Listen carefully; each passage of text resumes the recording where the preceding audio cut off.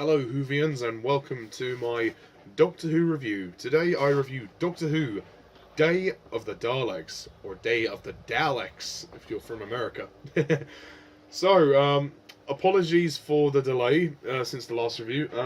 Basically I had a cold, so I was trying to fight that off. So I'm back now and I'm ready to do the review. Just to clarify, this will be a review of the special edition version. Because it was the only one I could access at the time. I may go back and review the original version at some point, but for now, this is the main review. So you'll have to watch this one. But I have heard clips of the Dalek voices, I'll say that much. But anyway, we'll get to that in a second. So, the story of Day of the Daleks, and this is the first story in Season 9. Basically, freedom fighters from the 22nd century attempted to thwart a new Dalek invasion of Earth by going back in time to the late 20th century to assassinate Sir Reginald Styles, a delegate to the Second World Peace Conference, whose actions their history blames for the subsequent Dalek conquest. That is pretty much the basic synopsis of this story. Okay, so Day of the Daleks.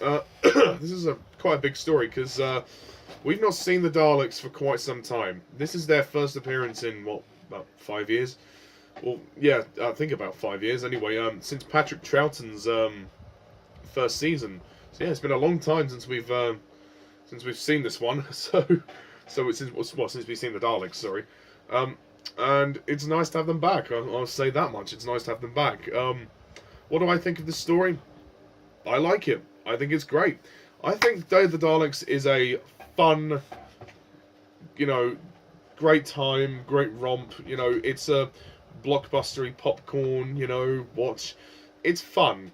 It's fun. And I think that's what I like about it. It's not too dark, it's not too intense. It's a fun story. It's an easy watch. Breezes by it 4 parts long.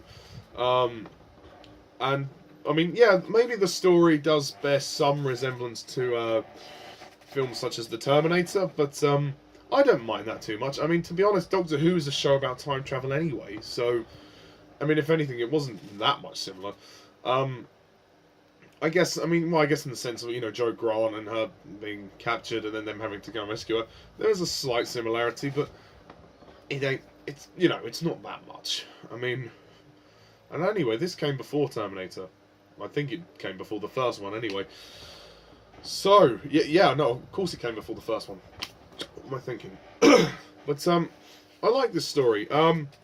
Maybe it isn't perfect, but I think it's a good, fun time. I do think the ending is a bit abrupt, but I really like the pace of this story. The action scenes are fun, and obviously the special edition version adds in new effects, which are very good.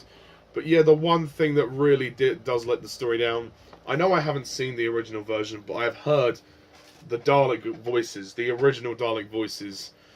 Oh, they're just so silly. They always talk with a slight pause in between each word, so they enunciate every single consonant, and they talk like that, and it does kind of it drags them down a little bit. It makes them a little bit silly, but thankfully the good old talented Nicholas Briggs, who works for the show in the new series with the Ninth Doctor onwards, he does all the Dalek voices and all of the Cybermen voices in the new series, and his voices over the dialogue here are a welcome change. A welcome change.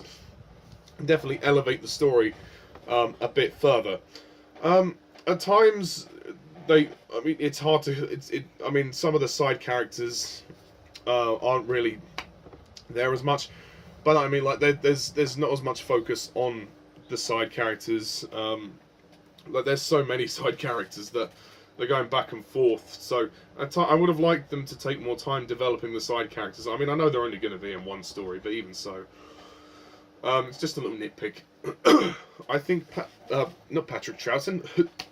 I'm making all the sorts of mistakes today. Jon Pertwee, that's the one. Jon Pertwee. Jon Pertwee is the Doctor in the beginning of his 3rd season. I mean, what can I say? Pertwee has really settled into the role now. He knows who his Doctor is, and he looks very comfortable in the role. And I also think the same could be said for Jo Grant and Katy Manning. This is her second season.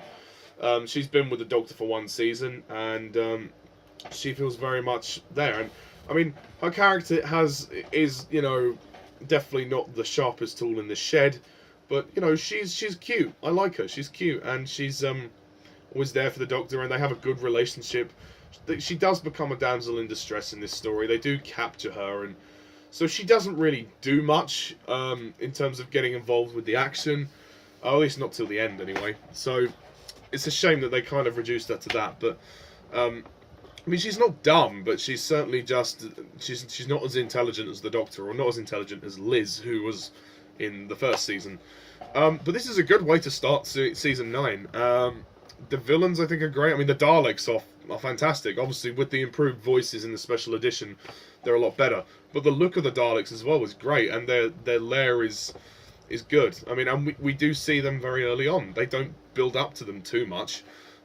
We see them, like, I think 10 minutes or 15 minutes into episode 1, so we know pretty much. I mean, there was no need to build up to them anyway, because the story is called Day of the Daleks, so there would be no need to build up to that.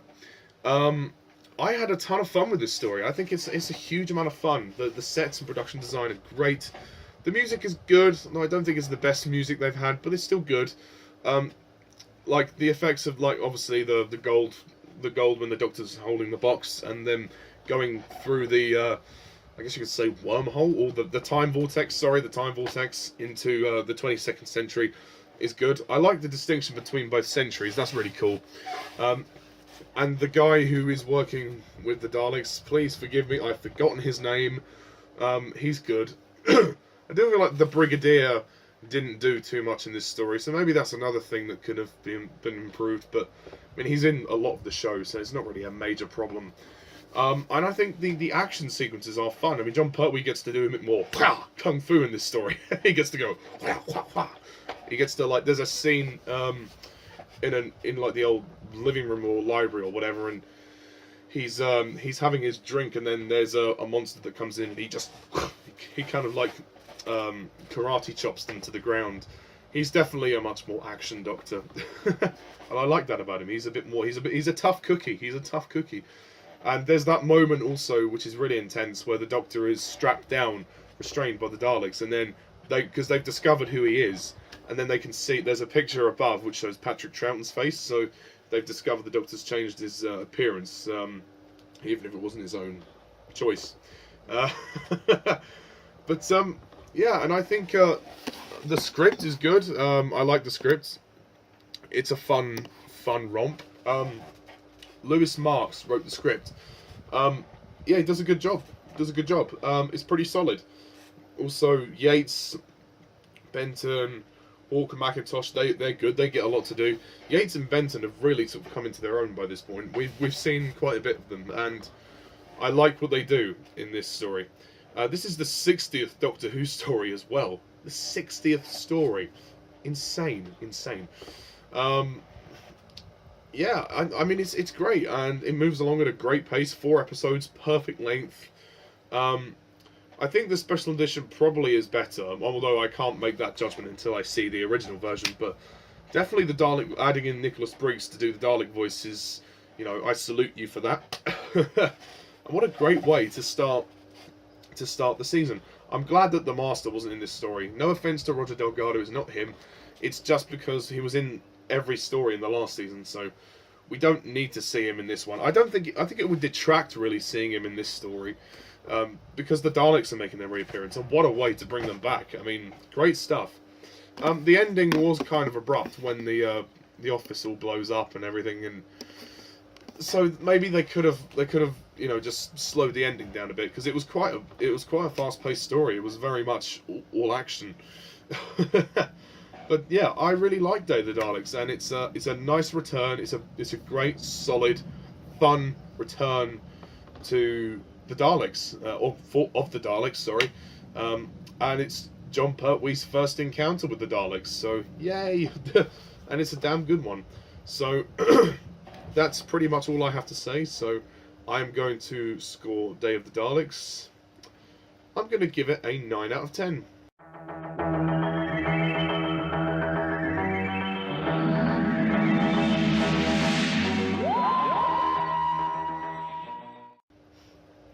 yeah, I'm going to be generous and give it a 9 because I really think it is fun, and I had a great time watching it. I really did.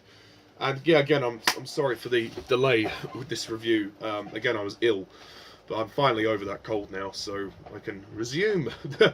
So that's pretty much it. The next story is The Curse of Peladon, which is another 4-part story, which is the second story of season 9. So yeah, it will be interesting to see what happens in that story.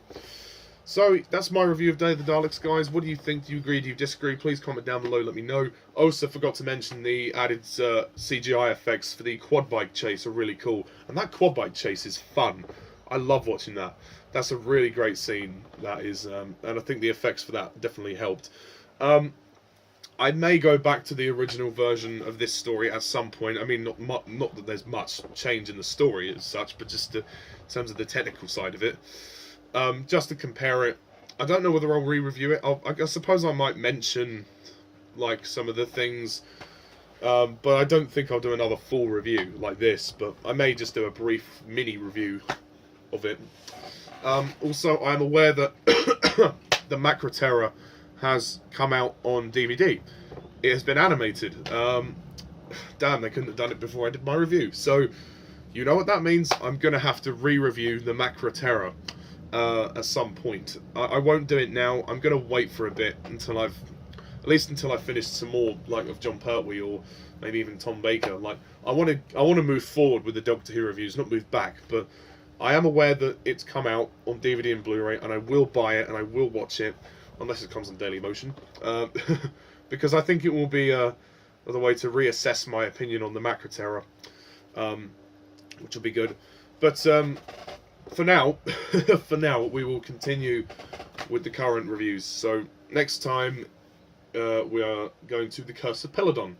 So that's it for now, folks. Please leave your comments down below. Let me know. Stay tuned for more reviews, and next time is The Curse of Peladon. Until then, thank you all for watching, and as always, I'm Mr. Tarlis11. See ya.